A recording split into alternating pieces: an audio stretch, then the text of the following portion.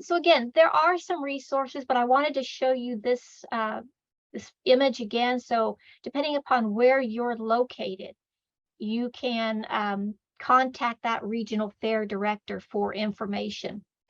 And so this particular slide, I'm going to click on. The ISEF page should be your best friend when you're starting off.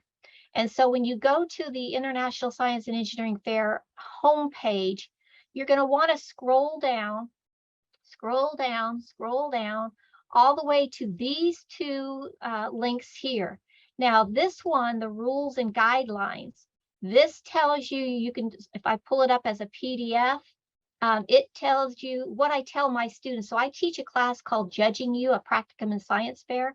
And these are the kids who help me prepare for and execute the state science fair.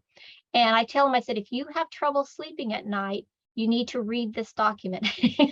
So it should put a warning label, you know, may cause drowsiness. So you want to, but there's a lot of good information, but you just read it in stride, read a couple pages at a time. The students who get into SRC violations, scientific review committee violation, tend to be the ones who do not read over the ISEF rules and regulations. Okay. And let me see if I can pull this down. The other place you need to go is the here we go, forms. And these are the forms. So like everyone will do a form 1. You fill that form out and you get the proper signatures. Form 1A. So again, these are, you can just, they auto-populate. You just type it in and now you've got this really nice typed document to turn into your regional fair and your state fair and your international fair. But here's, again, Form 1B. Now, all 9th through 12th grade projects must go through SRC review. And this is where you'll have the student signature, you're going to have the parent signature, then you're going to have the signature of the SRC and or IRB committee, depending upon what the project is. Your regional fair director will sign off, and then if you qualify to go to internationals, I will sign off as the state fair director. So please use this link as a way to get your foot in the door in terms of learning about the rules and regulations of science fair. Then there's another page you can go to, and this is our Oklahoma State Science and Engineering Fair. Now notice that this picture is an old picture. We took it in 2019, so this will be our 5th year to host OSEF. The first year we held it in person. Intel sponsored ISEF at the time. Then COVID hit. So we've been having grand awards ceremonies virtually. So this coming year will be only our 2nd year to hold an in-person awards ceremony. And so when you go onto our website, you'll be able to see a lot of the same things you do with ISEF, except it'll be more personal to our fair. But what we have done, and I say we, I mean my students have done, is they've made videos on how to fill out Form 1A, how to fill out Form 1B. And I'm hoping that that will be helpful for a lot of people. And so there's people on the left, you can see OSU is offering a interactive training for students and teachers. So if you'll scan that QR code, like ISEF has all these events. And so just tell your kids that it doesn't matter how big your board is or what kind of fancy stuff you put in. Even if you have simple science fair boards, if your research is strong, you're going to do well. And so now I am open for questions. How can they find that contact information? Regional fairs. So how can you find that? It should be up on our OSEF website. Okay. And will you read the questions for me and I can help answer those? All right. Well, they all could be able to talk now. So I think if they want to unmute themselves, and Jackie Boyd's raised her hand. Jackie, I love that. Very teacherly of you. Why don't you ask your question? Okay, so we are in Claremore. So is there a specific regional fair that maybe my students might need to go to? We're dipping our toe in the pond, so we may go, we may not, we're up in the air. So we're close to Tulsa and Bartlesville. Okay, so yes, that's a really good question. Tulsa said that they're willing to take on more people. Bartlesville may be taking on people.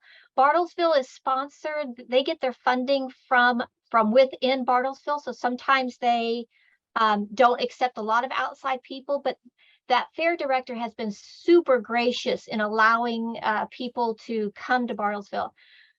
So Bartlesville and Tulsa, I would call them, the regional fair directors, and say, hey, would you consider allowing Claremore to come? Everyone was putting in their chat, sort of figuring out where their regional fair is, and it seems like if you're going to go ahead and attend NAISEF, or you're saying to get into OSEF, you need to be in a regional fair, might as well take that opportunity to compete at both. Any other questions? Donna Deason, I can see Donna Deason has her hand up. Donna Deason. Okay, there we go. She is a seasoned science fair coach. Hi, Julie. Hi. Well, I have a question back to, because this is going to depend on a lot which way I go. You said they can't attend both, but junior high is not eligible for AISEF anyway. Can they go to the state science fair and then to NAISEF? And so the young lady who just talked to me about that from Claremore, Donna Deason, is not that far from you, and Donna, how long have you your students competed in science fair? 30 years. Yeah. Oh, that's embarrassing. No. I haven't even been teaching that long.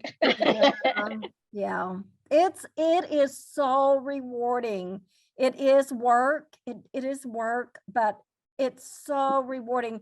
And you may not start out being the best. I didn't, but every year you're going to get better and better and better. Well, thank you. I may be reaching out to you soon. Perfect. Any more questions for Dr. Engel? She is a wealth of information and has a wonderful website that also has a lot of videos on preparing for OSEF and the science fair. So she shared those with us today. Really thankful for your time, Dr. Engel. Yeah. Here we go. Yes, I came in late. So did they need to go to the state fair and the NAISEF? So what grade level do you teach? High school. So there is a discussion on, we don't think that they can compete at OSEF and NAISEF. So Okay. They may have to make a decision just because they can qualify to go to AISEF from either fair. Yes. And so it seems, Dale, to be a question, but it sounds like you need to go to a regional fair. Yes. Before you go to Oklahoma State Science and Engineering Fair. I don't think you need to go to a regional fair to compete in NAISEF. But obviously, if you're going to do the project, you might as well, sort of like we were just saying, maximize that experience, give your kids the opportunity to, if you can, compete in a regional fair before they come to NAISEF, give them that opportunity for practice. So our 8 regional fair directors do an amazing job providing feedback and just getting kids to a regional fair and having them practice talking and telling about their research to a stranger. That's pretty stressful. So the more that they can practice before going to NAISEF or going from regionals and trying to qualify for OSEF, the better off those kids are going to be. And so something that Nicole wanted me to address is, why have kids do a research project? If you'll look at the 8 science and engineering practices identified in our Oklahoma state standards and the next generation standards, those 8 standards are addressed by doing a research project and communicating their research to an audience. And so if a teacher should not have a difficult time convincing their administration that science fair is the way to go. I would add to that too, pathways we're exploring with your local tribal nation, or also Indian education staff, JMO and education departments for tribal nations also might be great places to find resources, funding and whatnot to attend NAISEF. We're going to be exploring that and